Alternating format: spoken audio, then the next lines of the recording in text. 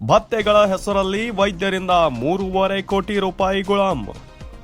ಯಾಸು ವೀಕ್ಷಕರೇ, ಆಹಾರ ಸುರಕ್ಷತೆ ಮತ್ತು ಗುಣಮಟ್ಟ ಇಲಾಖೆಯಲ್ಲಿ ಅಂಕಿತ ಅಧಿಕಾರಿ, ಆಹಾರ ಸುರಕ್ಷಾ ಅಧಿಕಾರಿಗಳಾಗಿ ಕಾರ್ಯಕಾರಿ ಹುದ್ದೆಗಳಲ್ಲಿ ನಿಯೋಜನೆ ಮೇಲೆ ಕಾರ್ಯನಿರ್ವಹಿಸುತ್ತಿದ್ದ 36 ಜನ ವೈದ್ಯರು ನಿಯಮ ಬಾಹಿರವಾಗಿ 3.5 ಕೋಟಿ ರೂಪಾಯಿ ಹಣವನ್ನ ವಿವಿಧ ಭತ್ಯೆಗಳ ರೂಪದಲ್ಲಿ ಸರ್ಕಾರದ ಖಜಾನೆಯಿಂದ ಪಡೆದುಕೊಂಡಿದ್ದಾರೆ ಎಂದು ಮಾಹಿತಿ ಹಕ್ಕು ಹೋರಾಟಗಾರ ಭೀಮಪ್ಪ ಗಡಾದ್ ಬುಧವಾರ ಸಂಜೆ ಬೆಳಗಾವಿಯಲ್ಲಿ ಸುದ್ದಿಗೋಷ್ಠಿಯಲ್ಲಿ ಆರೋಪಿಸಿದರು. Bureau report, focus TV, Belagavi. ಆರೋಗ್ಯ ಇಲಾಖೆ ಅಡಿಯಲ್ಲಿ ಬರತಕ್ಕಂಥ ಆಹಾರ ಸುರಕ್ಷಾ ಮತ್ತು ಗುಣಮಟ್ಟ ಇಲಾಖೆಯ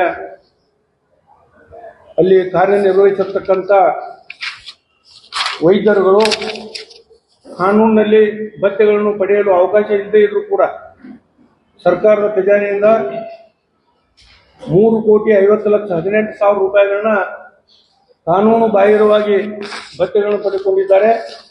ಇವರು 36 ಜನ ವೈದ್ಯರು.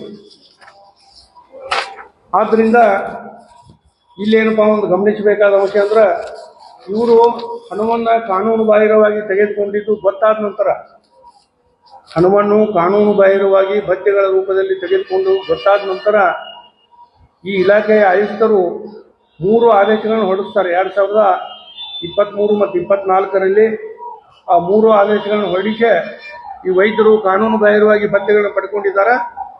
ಇದನ್ನು ಇವರು ವೇತನ ಮತ್ತು ಪಿಂಚಣಿಗಳಿಂದ ಸರ್ಕಾರದ ಖಜಾನೆಗೆ ಮರು ಪಾವತಿಸುವ ಹೇಳ್ತಾರೆ ಈಗಾಗಲೇ ಆದೇಶ ಹೊರಡಿಸಿದ್ದಾರೆ. ಅವರು 36 ಜನ ವೈದ್ಯರು, ಪ್ರತಿಯೊಬ್ಬರ ವೈದ್ಯರು ಎಷ್ಟೆಷ್ಟು ಹಣ ಅನ್ನೋದು ಇನ್ನು ಬರೆದಿದ್ದಾರೆ.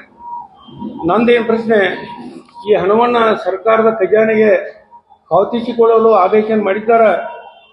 ಇಲ್ಲೇ ಇವರು ಸರ್ಕಾರದ ನಿಯಮಾವಳಿಯನ್ನು ಉಲ್ಲಂಘನೆ ಮಾಡಿದ್ದಾರೆ. ಯಾಕಂದ್ರೆ